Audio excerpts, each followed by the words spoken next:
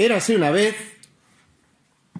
hace mucho, mucho tiempo, en un país muy, muy lejano, que la princesa Dulcinea y su mejor amiga estaban muy tristes porque unos orcos feos y malos tenían encerrado en una oscura gruta al príncipe azul.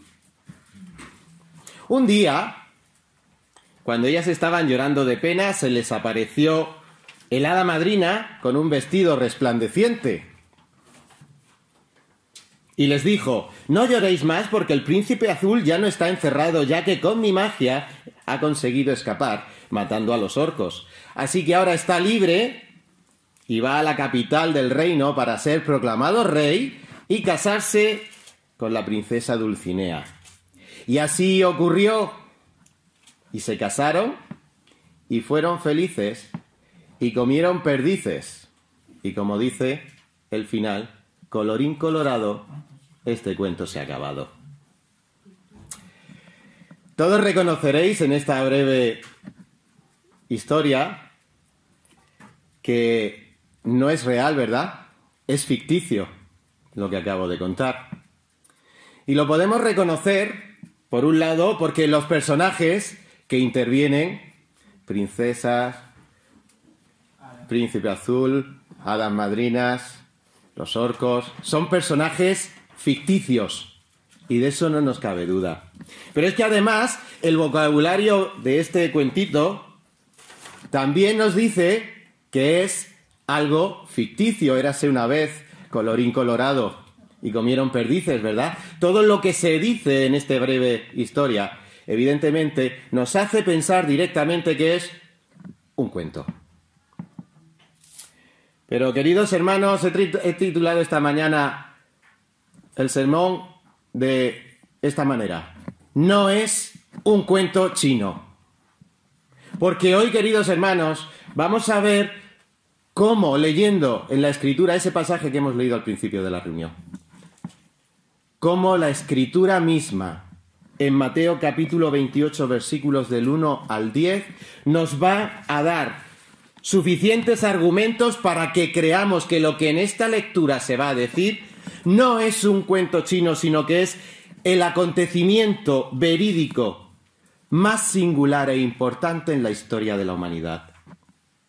Y que debe llevarte en esta mañana, a ti y a todos los que estamos aquí presentes, a pronunciarnos al respecto. Si es la historia más relevante, más singular y más importante, tienes que tomar una decisión o pronunciarte al respecto sobre esta historia. Así que acompañadme a leer en capítulo 28 del Evangelio de Mateo.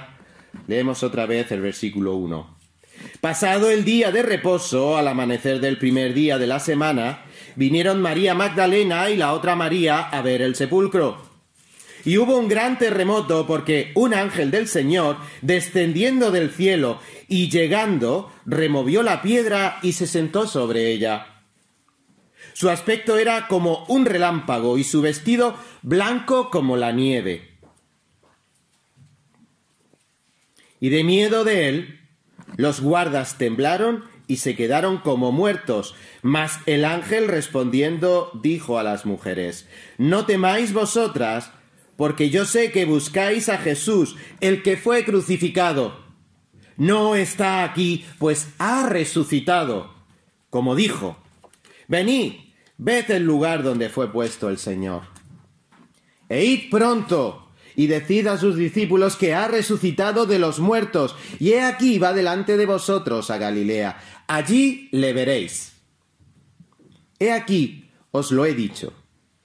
Entonces ellas, saliendo del sepulcro, con temor y gran gozo, fueron corriendo a dar las nuevas a sus discípulos. Y mientras iban a dar las nuevas a sus discípulos, he aquí Jesús les salió al encuentro diciendo: ¡salve! Y ellas, acercándose, abrazaron sus pies y le adoraron. Entonces Jesús les dijo: no temáis, id, dad las nuevas a mis hermanos, para que vayan a Galilea, y allí me verán. Queridos hermanos, Esta mañana vamos a considerar brevemente este pasaje para que podamos comprobar que lo que aquí se dice no es un cuento chino. Y para eso vamos a verlo, en primer lugar, en los versículos del 1 al 7, donde vamos a leer que los acontecimientos, el relato aquí contado, no es ficticio. Y después veremos que este relato, versículos del 8 al 10, no solo que no es ficticio, sino que además produce un impacto real en las personas que lo vivieron. Así que en primer lugar veremos que los acontecimientos son reales y en segundo lugar veremos que el impacto en las personas que lo vivieron fueron también reales. El asunto de la resurrección de Jesucristo es un tema central y capital en los 4 evangelios. En los 4 evangelios es una de esas historias o relatos que están incluidos en los 4 evangelios. Pero no solo en los 4 evangelios, sino que además es apoyado, certificado a lo largo de todo el Nuevo Testamento en 16 de los 27 libros del Nuevo Testamento. Así podemos leer en Hechos, en Romanos, en Primera y Segunda de Corintios, en Gálatas, en Efesios, en Colosenses, en Primera y Segunda de Tesalonicenses, Segunda de Timoteo, en la Epístola de Hebreos y en la Primera Epístola de Pedro, referencias directas, explícitas, que hablan de la resurrección de Jesucristo, que hoy todo el mundo está celebrando, pero que hoy nosotros aquí estamos proclamando. Y no se trata de un tema, queridos hermanos, que sea recurrente todos los domingos de resurrección. Cuando Freddy me dijo, te toca el domingo de resurrección, ¿de qué vas a hablar? Y digo, ¿de qué habrá que hablar el domingo de resurrección? Es un tema recurrente, yo creo que en todas las iglesias evangélicas, tal día como hoy. Hay que hablar de la resurrección de Cristo y de un pasaje tan leído y releído como este que tenemos.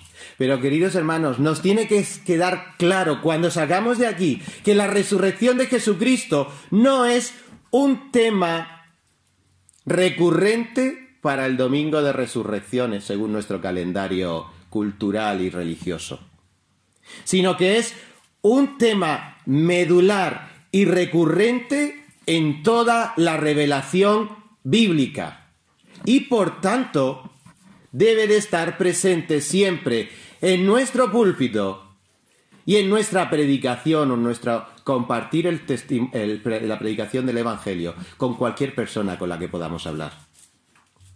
Pero con frecuencia el Evangelio de la resurrección de Jesucristo es desacreditado o despreciado por el mundo secular.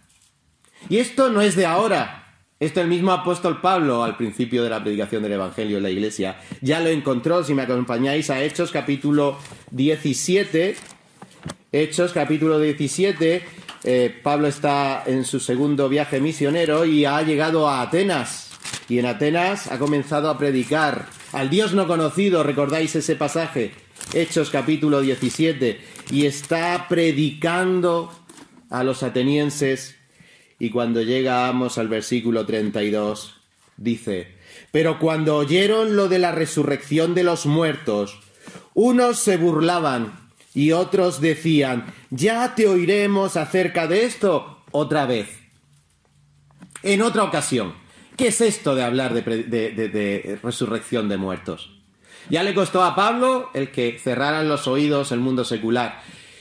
¿Y cuánto hay de incredulidad a este respecto en el mundo cuando compartimos? Sí, cierto, ha resucitado Cristo, y muchos hoy lo pondrán incluso como... lo llevan en los hombros hoy. Pero, ¿realmente creen que ha resucitado?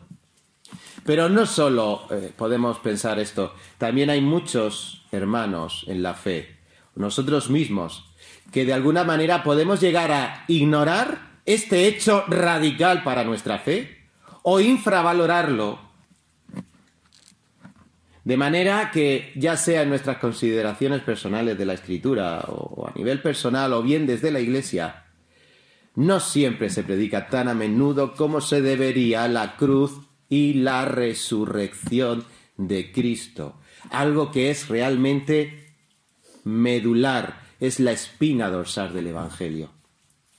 Por eso esta mañana en este texto que hemos leído vamos a ver dos argumentos que fluyen del propio pasaje que hemos leído, de manera que podamos estar seguros de que esto es un relato histórico fiel y verdadero, no un cuento chino. Y tratándose, como hemos dicho antes, de un acontecimiento verídico, singular y el más importante ocurrido en la historia. Esto te debe de llevar esta mañana a ti, a todos los que estamos aquí reunidos, a pronunciarte al respecto. Si realmente Cristo resucitó, ¿yo qué voy a decir al respecto? Vayamos al primer paso, a la primera parte de nuestra consideración. La resurrección fue un acontecimiento real y literal, no ficticio. Y esto lo hemos leído en los versículos del 1 al 7. ¿Y por qué podemos asegurar de que este texto nos está hablando de un relato histórico, literal y real? Pues en primer lugar, porque los personajes o las personas que intervienen en este relato son reales.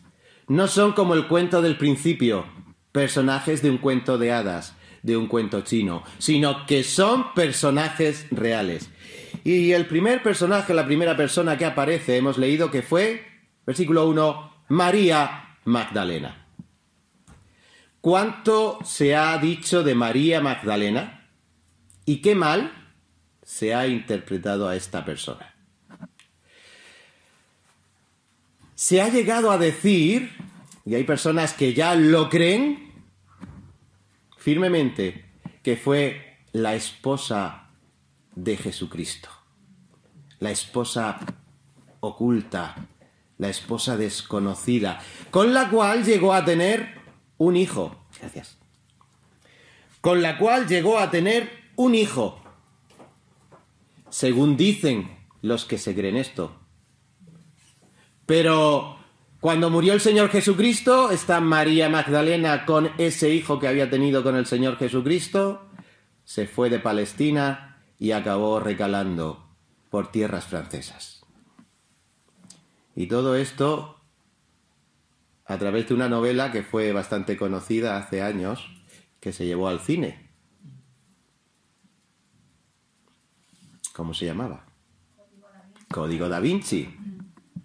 Y todo por un famoso cuadro o fresco de Da Vinci en un monasterio en Milán, donde parece que el gran pintor no solo pintó a Jesucristo, sino a alguien que no era el apóstol Juan, el discípulo amado, sino que más bien dicen que podía ser una mujer, y dicen María Magdalena, y una serie de argumentos y cosas que hacen afirmar a muchos que esta fue esta mujer que aquí en este relato nos está contando.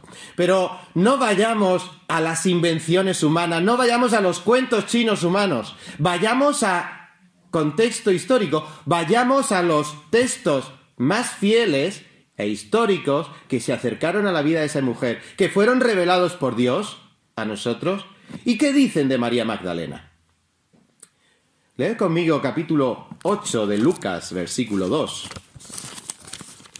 Lucas, capítulo 8, versículo 2, dice, hablando de esa comitiva que llevaba el Señor en su ministerio terrenal, y dice, y algunas mujeres que habían sido sanadas de espíritus malos y de enfermedades, iban siguiendo a Jesús, como por ejemplo María, que se llamaba Magdalena, de la cual había salido 7 demonios, y con ella Juana, mujer de Chuza, intendente de Herodes, y Susana, y otras muchas que le servían de sus bienes. Básicamente esto es todo lo que sabemos de María Magdalena según las Sagradas Escrituras. Todo lo demás son añadidos apócrifos.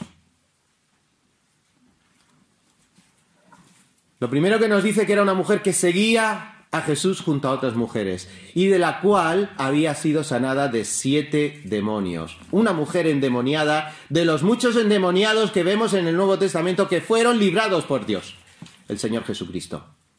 Y esta mujer le seguía. ¿De qué manera le seguía? Pues en primer lugar nos dice que con otras mujeres servía a Jesús de sus bienes como otras. Y esto era una costumbre muy habitual en tiempo de los judíos. Cuando detectaban o cuando empezaban a ser discípulos de un rabí determinado, ese rabí iba enseñando, seguido por sus discípulos, y sus discípulos lo que hacían, o en este caso, como es el caso del Señor Jesús, las mujeres decían, este rabí tiene que a nosotros nos enseña y nosotros mantenemos ese ministerio. Una buena cosa para aplicar en el día de hoy. ¿Queremos buena enseñanza? Mantengamos el ministerio de la enseñanza. Y estas mujeres tomaron de su propio capital para apoyar al Señor Jesucristo, su rabí. Y esto ya os digo que era costumbre habitual en los tiempos aquellos. Pero es que en lugar seguía a Jesús y a sus discípulos. ¿Qué quiere decir? Seguía como discípulo de Jesús. Él y otras mujeres. No solo eran las que mantenían la intendencia y mantenían la casa rodante o la casa itinerante del Señor y sus discípulos, sino que ellas eran discípulas, como vemos a María en casa de Marta, en su casa con Marta y con Lázaro. María eligió la buena parte, la cual no se le ha quitada. ¿Qué es lo que eligió María? Aprender a los pies de Cristo. Y esto es lo que esta mujer hizo. Y esto es también algo no demasiado habitual en aquella época, porque los rabinos normalmente no tenían como discípulos a mujeres. Pero Jesús sí. Qué enseñanza más hermosa. Por parte de Jesús, en este mundo descabezado, donde las mujeres tienen que reivindicarse, donde los hombres tienen que... Y Jesús puso al ser humano completo, al hombre y la mujer, a sus pies, para que aprendiéramos. Aprendamos esto en esta mañana. Pero no solo ello, sino que además no era una prostituta, como comúnmente se la cataloga. Lo que sabemos de María Magdalena, poquito más, es lo que tenemos en este versículo.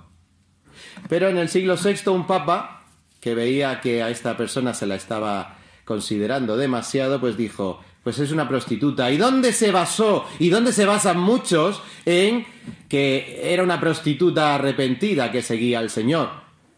Bueno, pues nos vamos un poquito más atrás y en el capítulo 7 de este mismo Evangelio de Lucas, versículos 35 al 50, vemos aquella mujer que era una mujer pecadora que entró en casa del Simón, el fariseo, y empezó a derramar lágrimas sobre los pies del Señor Jesucristo y a secar los pies con sus mismísimos cabellos. Y se dice ahí que era una prostituta. Pero bueno, ahora imaginaos, si Lucas escribe un capítulo donde se refiere a una mujer desconocida como pecadora e inmediatamente en el capítulo siguiente se refiere a otra mujer llamada María Magdalena, de la que habían salido 7 demonios, ¿no os parece incongruente que ambas mujeres no se entrelacen de un capítulo a otro? Pues esto, hay quien pueda pensar que sí, que era prostituta, yo no voy a entrar ya más en ello, pero que desde luego lo que sabemos de María Magdalena es que era una seguidora, discípula de Jesús, que con sus propios bienes mantenía al rabino y que estaba profundamente agradecida porque habían salido 7 demonios de ella. Y el apellido Magdalena, ¿por qué será? Pues según dicen, hay un pueblecito muy cerca de allí que se llama Magdala. María la de Magdala. Ya está. Pero aparte de esta María, dice Y vemos que hay mucha información sobre un personaje real. No es la princesa Dulcinea del principio, es María Magdalena. Y luego nos dice, y la otra María, este mismo versículo. ¿Quién era la otra María? Pues tirando un poquito del contexto ese que estudiamos con Lucho, nos vamos a este mismo Evangelio de Mateo, pero al capítulo 27, el capítulo anterior, y en el capítulo 27, el versículo 56, nos dice: entre las mujeres, contexto, entre las mujeres que estaban ahí al pie de la cruz, estaban María Magdalena, ya la hemos visto, María, la madre de Jacobo y de José, y otra mujer llamada, que era la madre de los hijos de Zebedeo. De que por lo menos en este versículo nos dice que había 3 mujeres, 2 de ellas eran María, María Magdalena y María, la madre de Jacobo o Santiago y José. De ahí que en el versículo siguiente diga la otra María. Ya la había identificado un poquito antes. Pero por los pasajes paralelos de los otros evangelios podemos saber además que esta otra María, madre de Jacobo y de José, en Juan capítulo 19, versículo 25, nos habla y nos da un detallito más sobre esta mujer.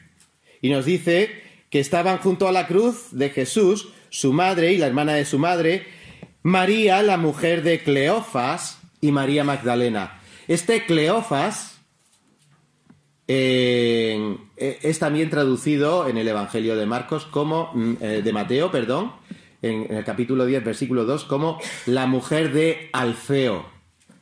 Cleofas y Alfeo era el mismo hombre, esposo de esta María, y estos son los padres de uno de los apóstoles, Jacobo, Santiago. ¿Qué Santiago, el hermano de Juan? No, otro Jacobo. ¿Cuántos Antonios puede haber entre nosotros? ¿Cuántos Josés? ¿Cuántos Franciscos? ¿Cuántos Marías? Pues aquí pasa lo mismo, había varios que se llamaban de igual manera y se identificaban por el nombre de su ciudad, por el nombre de sus padres. Y este Jacobo, en Marcos capítulo 15, versículo 40, al ser nombrado en la lista, nos dice que es Jacobo el menor. Y ahí tenemos ya un discípulo que más tarde sería apóstol, del que no sabemos nada más. El nombre de sus padres, su apodo entre los 12, que fue elegido por Cristo para predicar el Evangelio. María Magdalena y la otra María, 2 personajes reales. De una se nos cuenta un poquito de su biografía en relación con espíritus malignos, liberada, que seguía a Jesús, que lo mantenía junto a María, la otra María, esposa de Cleofas o de Zebedeo, de Alfeo, y que tenía un hijo o 2 hijos en este caso que se llamaban Jacobo y José, y Jacobo el menor que fue. ¿Son o no son personajes reales? Porque esto fue escrito para personas que conocían perfectamente estas Marías. ¿Y para qué fueron al sepulcro? Lucas 24:1 nos dice que fueron para embalsamar al Señor. Cuando su Señor fue muerto, ellas no esperaban que iba a ser muerto. Ellas no esperaban ese desenlace repentino y tan dramático. De manera que cuando alguien está esperando que un ser querido vaya a fallecer, prepara el entierro. A ellas no les dio tiempo. Y de hecho, lo único que les dio tiempo, según vemos, fue ir al sepulcro para ver dónde lo dejaron y antes de que acabara el día, comprar las especias. Pero acababa el día y ya no podían embalsamar a su querido rabí. Así que 3 días más tarde, en este caso, cuando pasó el día de reposo, que lo vamos a ver ahora, fueron a embalsamar. ¿Por qué? Porque estas mujeres reales, con una vida real, con hijos de carne y hueso, con esposos bien conocidos, se fueron tristes. Son personajes reales, no de una novela. Nos cuenta aquí el sentimiento de estas mujeres que fueron a comprar especias para embalsamar a su esposo, a su querido rabí. Pero además de las 2 Marías que hemos visto, hay un ángel. Y aquí me puedes decir, ya estamos con los personajes de fábula. Ya tenemos el hada madrina del principio. Bueno, pues perdona que te contradiga, pero cuando leemos las Escrituras, y a lo largo del Antiguo y del Nuevo Testamento, un ángel es un ser real, no humano, y siempre es considerado así a lo largo de todas las Escrituras. Ángel quiere decir mensajero, y literalmente es alguien enviado a través de una gran distancia con el fin de comunicar un mensaje. Eso es un ángel en la Biblia. Y aquí lo que tenemos es un ángel real, no un ser humano, no una alucinación, sino, como vamos a ver la descripción del texto, una aparición real de un ser extraordinario o extraterrenal.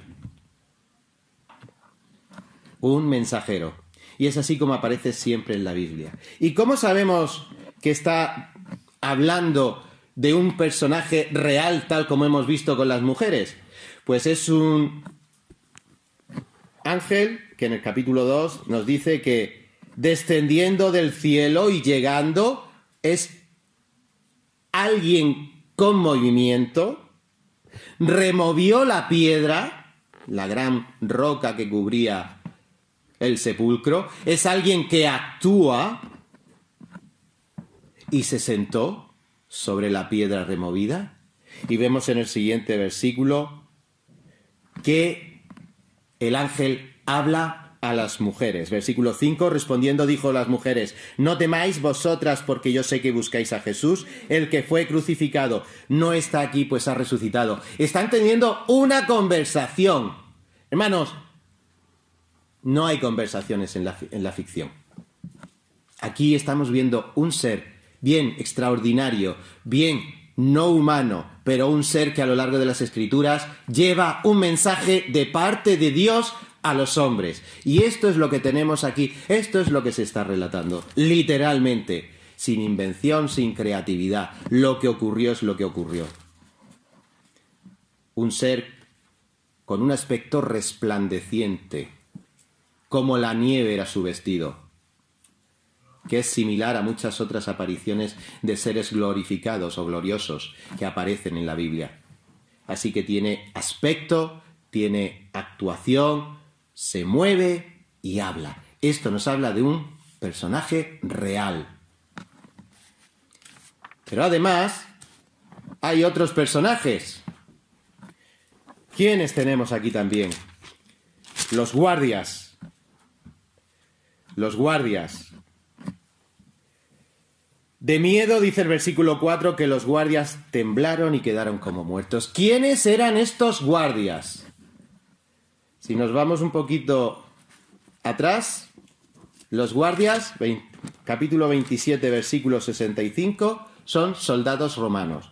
Y Pilato les dijo: ahí tenéis una guardia, id y aseguradlo, el sepulcro, como sabéis, cómo se asegura un sepulcro. Y les dio nada más y nada menos que 16 soldados romanos.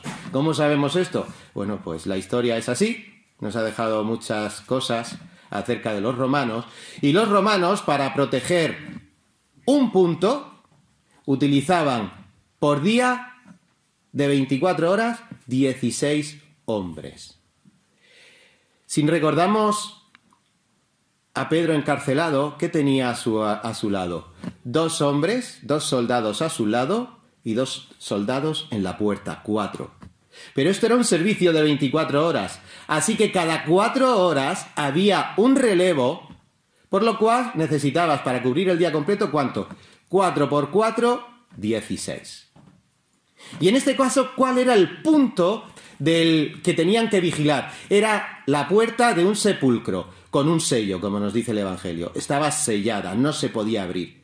Entonces nos tenemos que imaginar esa puerta del sepulcro, esa gran roca, y a 4 soldados cada 4 horas.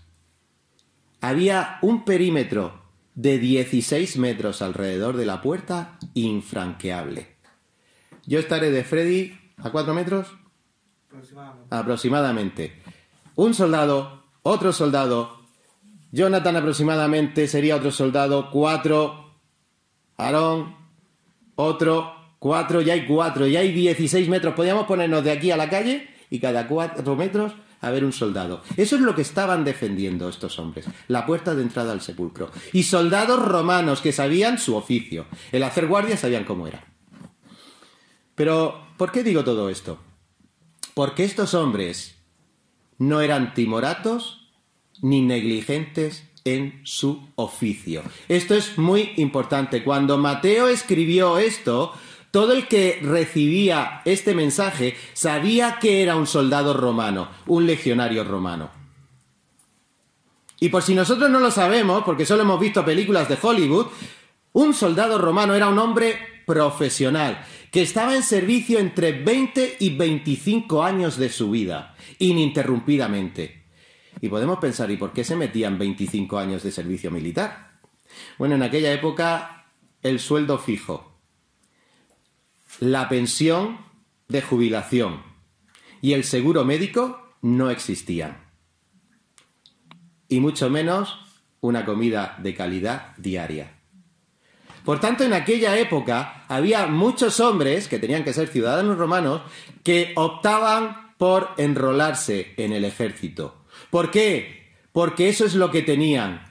Sueldo fijo, y de ese sueldo, en esta época en la que estamos ya en el Evangelio, se les retenía una parte que se guardaba para cuando se retiraran tuvieran una pensión, lo que entenderíamos como una pensión de jubilación.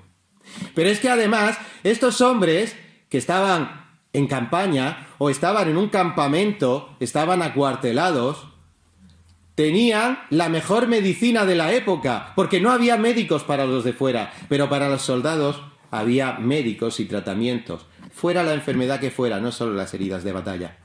Pero es que además estos hombres, que eran guerreros, estaban bien alimentados, y tenían trigo, y tenían carne, y tenían vino, y tenían cereales, y tenían productos que la mayoría del pueblo romano no tenían diariamente. Así que estos hombres valoraban su profesión por todo lo que significaba en aquella época para sus vidas, para su futuro, y aunque no estaban autorizados a casarse, se sabe que también muchos estaban casados en secreto y tenían sus familias, y cuando estaban acuartelados, muchos tenían sus familias viviendo con ellos. Y tenían para proveer a los suyos. Cuidado, porque no estamos hablando de mojigatos que se quedan durmiendo en su servicio. Además, tenían una disciplina muy férrea y eran castigados duramente si se dormían de guardia. Si se dormían cuando estaban en tiempos de paz, podía ir un castigo que se llamaba fustium, que significaba ser azotado por sus compañeros.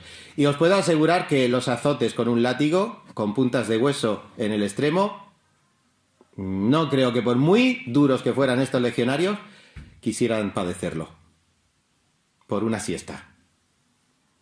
Pero, además, también podían sufrir otro castigo peor que este, la misio ignominiosa, es decir, a la calle, ya no eres soldado.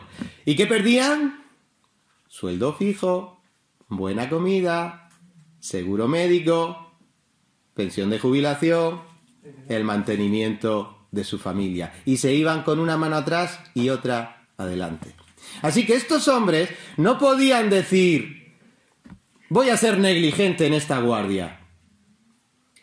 Y como quiere decir que además, si alguno de ellos se dormía, estaban los dos de al lado, de decir, ni si te ocurra dormirte, que yo te voy a recordar que luego te puedo dar de palos.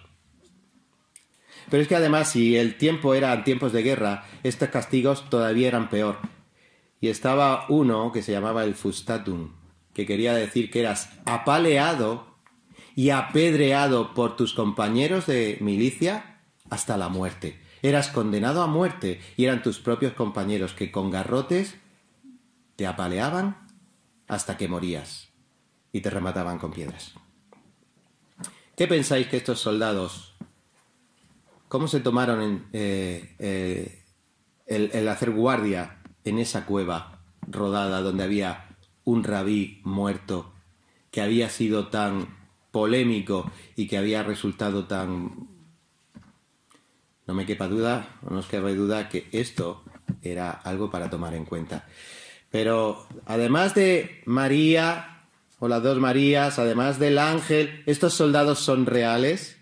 Aquí hay otro personaje que también es real. ¿Y es quién? Jesús. Jesús no debe de cabernos la menor duda, como hemos leído aquí. Fijaos lo que le dice el ángel. El ángel respondiendo dijo: no temáis vosotras, porque yo sé que buscáis a Jesús, el que fue crucificado. Está hablando de un hombre que realmente fue ajusticiado. Y está diciendo: no le busquéis aquí, porque no está aquí, ha resucitado. Y este es el Jesús histórico. Y si podíamos dudar de la existencia histórica de ángeles, de Marías, de soldados romanos, que creo que a estas alturas del sermón no nos tiene que quedar duda de ello, también Jesucristo es seguramente el personaje más confirmado en la historia de la humanidad que existió. Dice un historiador de aquella época, Flavio Josefo, refiriéndose a Jesús, que fue un sabio maestro que fue crucificado por Pilato.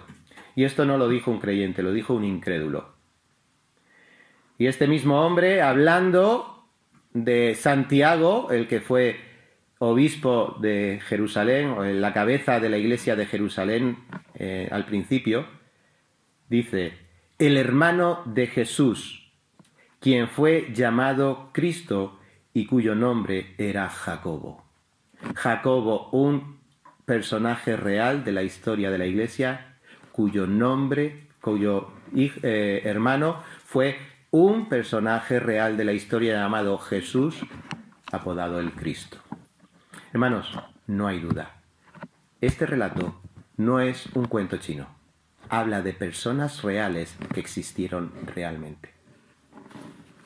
Pero además, tenemos que considerar ahora que no solo son personajes reales, sino que además son acontecimientos que se describen como reales y no ficticios. ¿Y cómo podemos saber esto? ¿Cómo sabemos que no ha cogido una serie de personajes que existieron y con ellos se han inventado una historia? Podrían argumentarnos esto a nosotros, ¿verdad? Esto que están leyendo, vale, todos personajes reales, pero los discípulos o los escritores del Nuevo Testamento luego se inventaron las historietas. Bueno, pues tenemos que tener en cuenta que cuando leemos podemos identificar, como al principio, no solo un relato si es ficticio o real por los personajes, sino también por las palabras que se utilizan. Y al principio vimos que se utilizaban palabras para cuentos. Pero aquí las palabras que se están utilizando son palabras comunes con un significado literal y normal. ¿Cómo se describe el tiempo en este pasaje? Pues el tiempo se describe como era el tiempo en aquella época.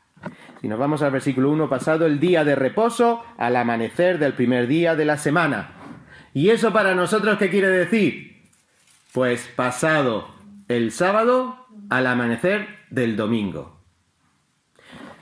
Haciendo la salvedad que para nosotros el día comienza por la noche o al amanecer y termina al anochecer. Y para ellos era al contrario en los judíos, en aquella época en Palestina, el día comenzaba al atardecer, de manera que casi que lo primero que hacías era irte a la cama, y el día continuaba al amanecer cuando te ibas a trabajar y terminaba para lo que nosotros sería media tarde. Pero el sistema es el mismo, 24 horas. Ese era el día judío. Así que pasado el día de reposo que empezó el viernes, nuestro viernes a media tarde y acabó el sábado a media tarde, estas mujeres se fueron, dicen, nos queda nada para que empiece el día de reposo, nos vamos a comprar la especia, nos fijamos dónde está el sepulcro y luego nos vamos al domingo al amanecer para embalsamar y terminar de honrar a nuestro maestro. Así que en la propia descripción del relato nos está utilizando un sistema de medir el tiempo real. Hermanos, no es érase una vez, no es en un país muy lejano, está diciendo a tiempo real. Y en segundo lugar, no solo nos describe el tiempo real, sino que nos describe un lugar real y literal, un sepulcro. En este texto hay dos palabras para sepulcro que son sinónimas. Podemos decir que la descripción del lugar es un sepulcro donde se enterraban a los difuntos. Y este sepulcro en los pasajes paralelos vamos a ver que era una cueva excavada, nos dice Juan, abierta en una peña, un lugar que no había sido estrenado. Ese era el lugar, que además estaba ¿dónde? En un huerto. Nos está describiendo un lugar real. Nos está describiendo un lugar real. Además, no solo se utiliza tiempo como el nuestro y espacios literales como el nuestro, sino que además nos describe lo que ocurrió. Y en primer lugar, ¿qué fue? Hubo un terremoto. Sí, tranquilo. Salid sin problema, por favor. Hubo un terremoto.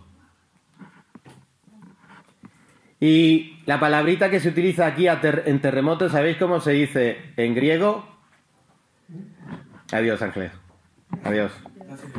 Nada. ¿Sabéis cómo se dice en griego? Seísmo. Anda. Pues si es como en español, no, es que nuestra palabreja viene del griego. De manera que se está utilizando lo que realmente ocurrió. Ocurrió un seísmo. En Hechos 16:26, ¿qué abrió las puertas de la cárcel de Filipos? Un terremoto que movió la cárcel de tal manera que las puertas se abrieron. ¿Y qué vemos en Apocalipsis? Y aquí sí me gustaría leerlo con vosotros, para que veamos que se está utilizando la palabra seísmo, la palabra terremoto, como un terremoto, no como otra cosa. Un seísmo. Apocalipsis capítulo 11. Apocalipsis capítulo 11. Versículo 13. Apocalipsis 11:13. Mirad lo que ocurre aquí o cómo se describe la escena. En aquella hora hubo un gran terremoto, un gran seísmo, y la 10ª parte de la ciudad se derrumbó. Cuidado que esto es Apocalipsis, que esto es literatura profética, que esto es todo... No. Aquí se está viendo que se está utilizando una palabra del lenguaje normal para describir algo. Y tenemos muy cerquita los terremotos de Turquía y de Siria, para saber que un gran terremoto derriba los edificios. Y esto es lo que ocurrió aquí. Y este terremoto no ocurrió para decirle a la gente que se había liberado a Jesús, que era para abrirle la puerta a Jesús del sepulcro, era para manifestar de una manera pública que Jesús ya no estaba en el sepulcro. Así que no solo se utiliza seísmo, sino también se utiliza cielo. Un ángel descendió del cielo. Urano, el planeta de nuestro sistema solar, pues así se dice cielo en aquella época. Así que ¿de dónde descendió? De Urano. Y había dos maneras de entenderlo. Fijaos qué cosas tenían en aquella época. Entendían el cielo como el cielo aéreo, donde vuelan las aves. Mirad las aves del cielo. Ahí va. Igual que nosotros. Y utilizaban el cielo como el de los astros, el que hay más allá de nuestra atmósfera. Cielos y tierra pasarán, pero mi palabra no pasará. Pasará el universo entero, incluyendo la Tierra, la superficie de la Tierra, el planeta Tierra. De ahí viene la misma raíz para utilizar geología o geografía, las cosas referentes a la Tierra.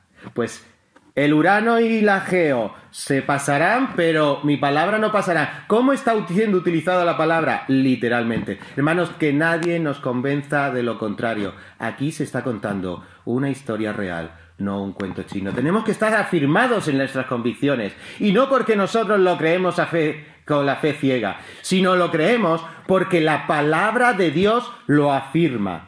Hubo un terremoto, un ángel del cielo que bajó literalmente, y de miedo los romanos no pudieron decir nada. Miedo. Y la misma palabrita, de ahí derivan nuestras palabras de fobia. La claustrofobia, el miedo a estar encerrados.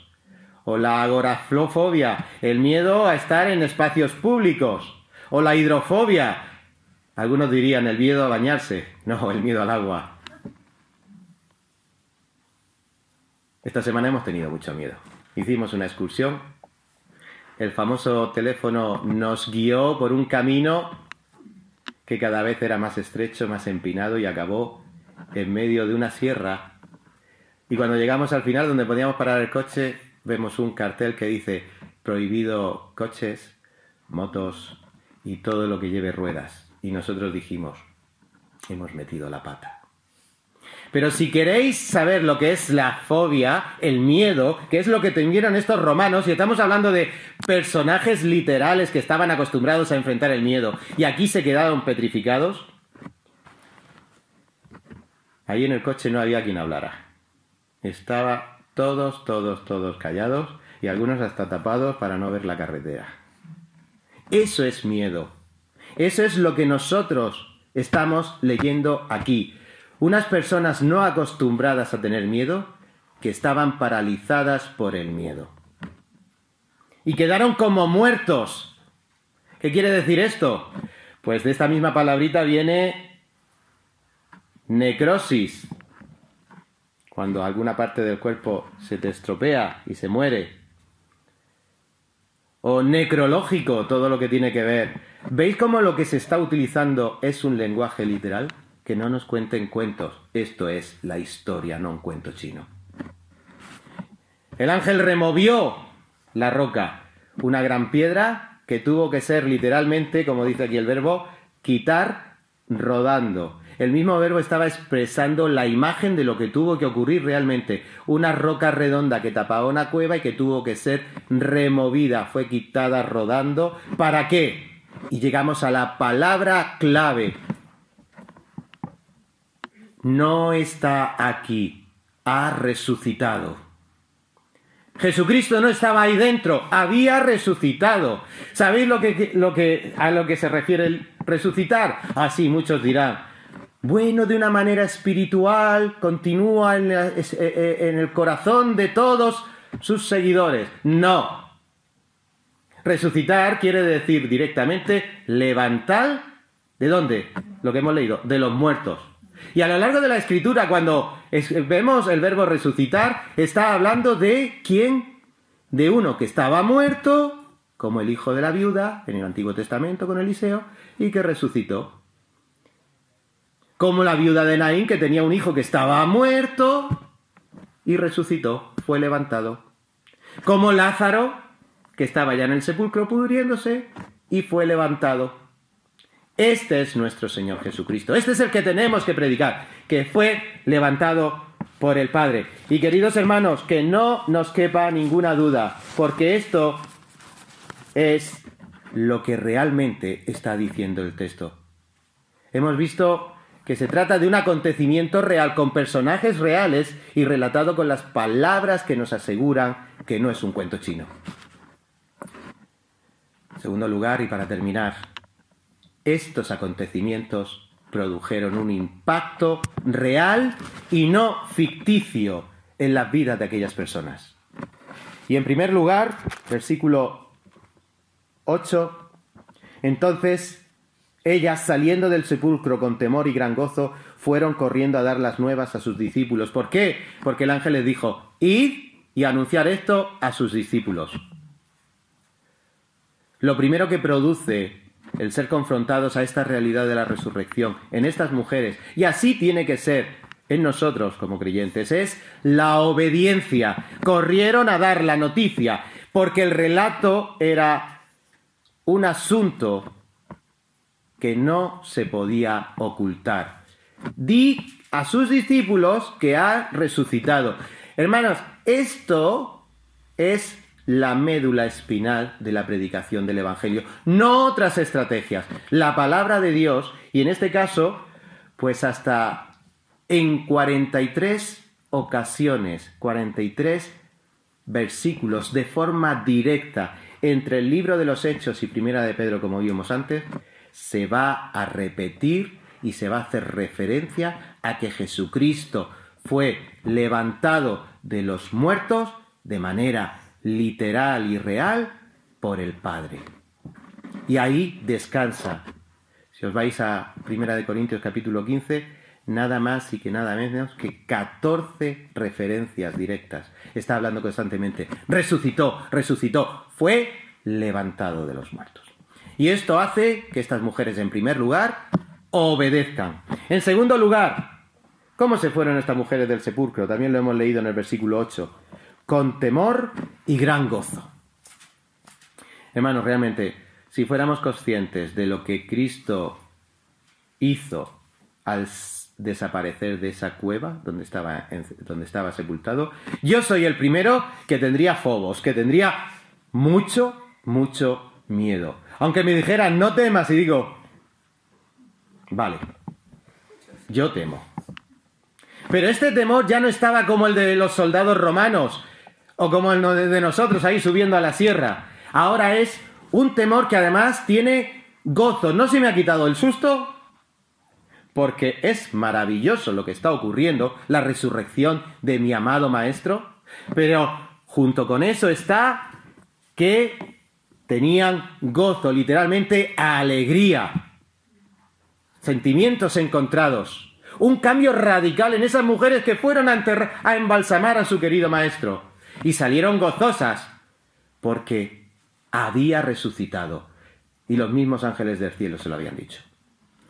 Obediencia produce temor y gozo, pero en tercer lugar, enfrentarse al hecho de la resurrección produce adoración.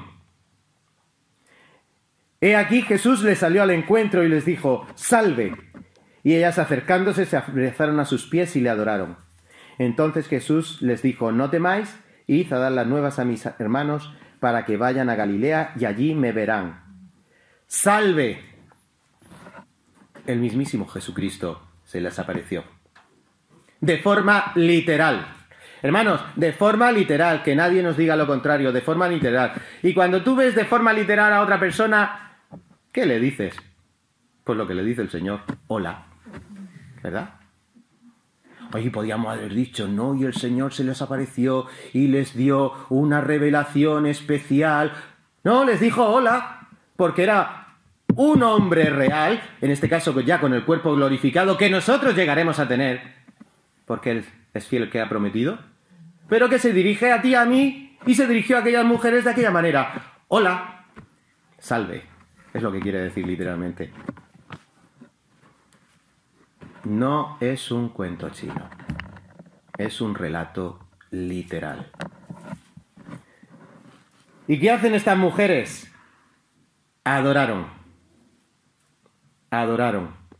¿Y en qué consistió la adoración? Bueno, entre otras cosas, lo que estas mujeres hacen es echarse al suelo y abrazar los pies.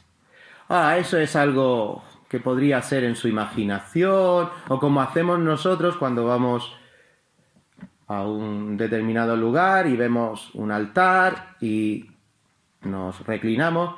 No, aquí lo que está diciendo, y otra vez palabras reales, se aferraron, agarraron los pies, era de carne y hueso, se podía tocar. Hermanos, nuestro Señor Jesucristo es de carne y hueso, y está en la gloria, y de allí ha de volver, y nosotros le veremos y le tocaremos, pero las primicias se las llevaron estas mujeres, y pudieron aferrarse y tocarle. Hola, y ellas se agarraron a él. Si me dijera a mí hola,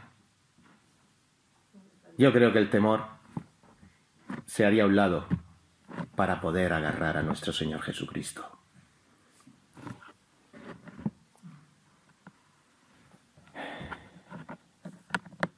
Adoraron. Se inclinaron, literalmente, se inclinaron para demostrar lealtad y reverencia. Y esta mañana tienes que confrontar tu situación. Porque esto es a donde va el texto. Siendo un pasaje que cuenta un evento extraordinario y real, ¿qué vas a hacer? Hermano y hermana, ¿qué estamos haciendo con Cristo, al que hemos de llegar a ver físicamente y tocarlo, pero que ahora mismo, por su palabra, creemos firmemente que este relato es cierto y ya ha habido quien pudo tener ese privilegio y lo volverá a tener con nosotros? Pero, hermanos, ¿qué vamos a hacer? Quiero solo dejaros dos pasajes que hablan de este mismo verbo, adorar. Las mujeres se inclinaron ante Jesús, lo agarraron y lo adoraron. De la misma manera, Apocalipsis 19:20 nos habla de un acto de adoración. Apocalipsis 19:20. Pero cuidado, fijémonos con detalle qué acto de adoración está teniendo lugar en este versículo. Y la bestia fue apresada, y con ella el falso profeta que había hecho delante de ella las señales con las cuales había engañado a los que recibieron la marca de la bestia y habían adorado su imagen. Aquí está relatando el momento en el que la falsa adoración será detenida por completa por el juicio de Cristo. Y habrá muchos que, siendo engañados, adoraron lo que no debían, se inclinaron a lo que no debían, se aferraron a lo que no debían. ¿Es este tu caso? Cuidado, no pienses que llevas la razón y, como dice la Escritura, has sido engañado y estás adorando lo que no debes. Pero este mismo Evangelio de Mateo, en el capítulo 17,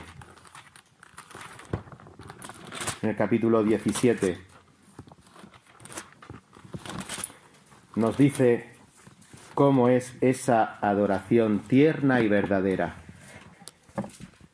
Y he aquí, el 17:5, sí. Mientras él aún hablaba, una nube de luz los cubrió y he aquí una voz desde la nube que decía: Este es mi Hijo amado, en quien tengo complacencia, a él oíd. Al oír esto, los discípulos se postraron sobre sus rostros y tuvieron gran temor. Este es el Cristo resucitado. Ese es el Cristo glorificado que tuvieron aquellos 3 discípulos el privilegio de ver y al que nosotros habremos de ver.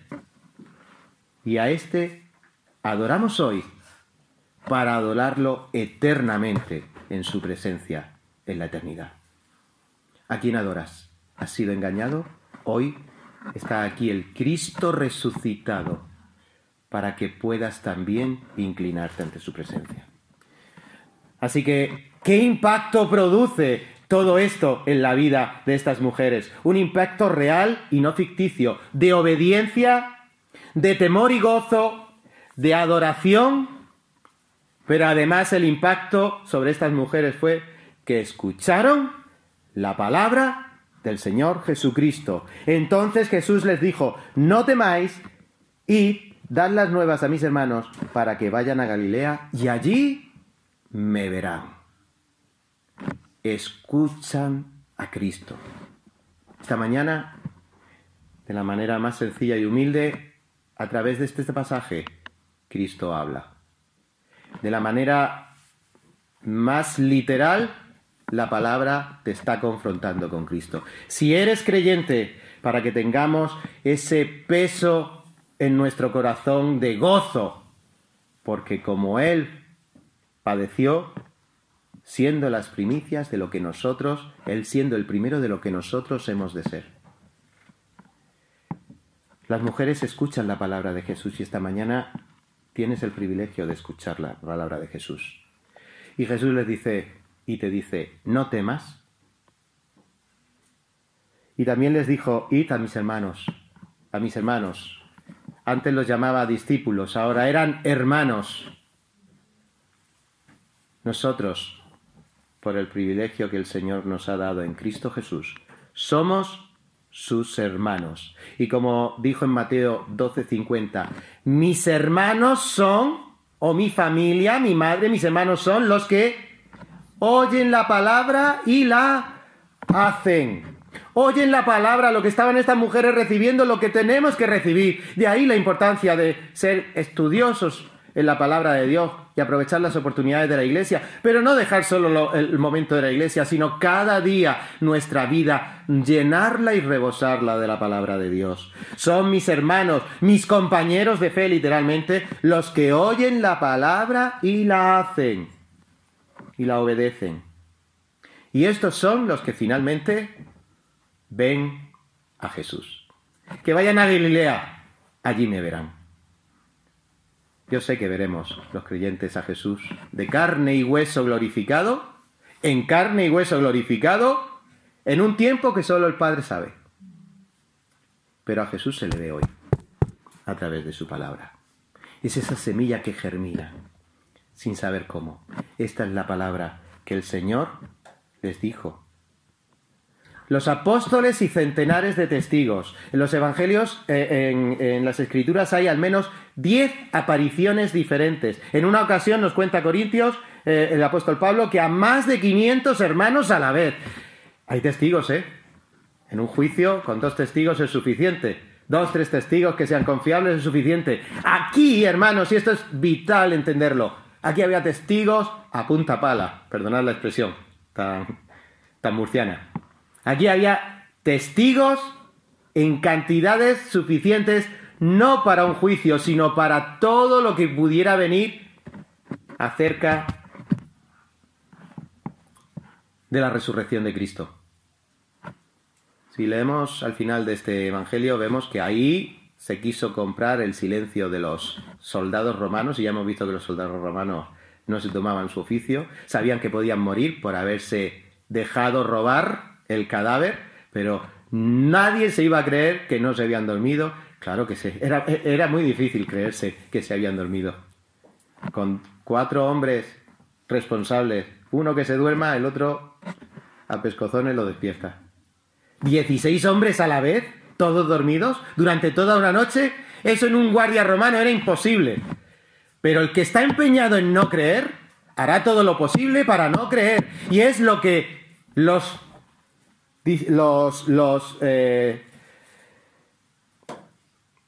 sacerdotes y los responsables de los judíos hicieron. Se empeñaron en no creer y compraron una mentira. No compres mentiras de este mundo, porque son increíbles. Lo único que es realmente creíble y que te confronta es la palabra de Dios. Así que, ¿a quién adoras? ¿A quién vas a creer? La escritura esta mañana ha sido muy clara, diáfana. Esto es un cuento chino, es el origen de esta expresión. Hay quien dice que el origen está en los viajes de Marco Polo, un explorador del siglo XIII, si no recuerdo mal, entre el XIII y el XIV, que al volver de Italia desde China contaba historias de animales mitológicos y fábulas increíbles. Así que con el paso del tiempo, estos cuentos chinos llegaron a entenderse como aquello cuando se habla de un embuste, de algo exagerado, de una mentira disfrazada. Y así se comenzó a hablar de me estás contando un cuento chino. Pero todo tiene una serie de personajes y de vocabulario que es de cuento chino. Pero hoy, este texto no nos ha hablado de un cuento chino. Y esto nos tiene que confrontar ahora, en este momento, con tu realidad. ¿Y tú qué dices respecto a esta declaración de la resurrección de Cristo? ¿Y tú qué dices? Yo no sé la respuesta que tú vas a dar. Yo sé la respuesta que en esta mañana Cristo nos ofrece a todos, a los creyentes, para afirmarnos en nuestra bendita esperanza, y a ti para que no huyas cuando Cristo venga en juicio. Dice Romanos capítulo 10, versículo 9. ¿Tú qué dices? Espero que la respuesta de todos nosotros esta mañana sea lo que nos dice Romanos 10, capítulo 10, versículo 9. Si confesares con tu boca que Jesús es el Señor y creyeres en tu corazón que Dios le levantó de los muertos, serás salvo. Porque con el corazón se cree para la justicia, pero con la boca se confiesa para salvación. Que el Señor nos bendiga en esta mañana y que Él sea glorificado por sus hijos aquí. Amén. Amén. Señor, gracias por tu palabra en esta mañana. Confiamos en el poder que solo tu palabra tiene, no las palabras humanas. Y confiamos, Señor, que en esta mañana suplicamos tu misericordia para que todos los presentes en esta mañana podamos llegar un día a tocarte físicamente, a abrazarte y a adorarte como esta mañana hemos hecho y deseamos seguir haciéndolo hasta que tú vengas o nos llames a tu presencia. Esto te suplicamos en el nombre de Cristo Jesús. Amén.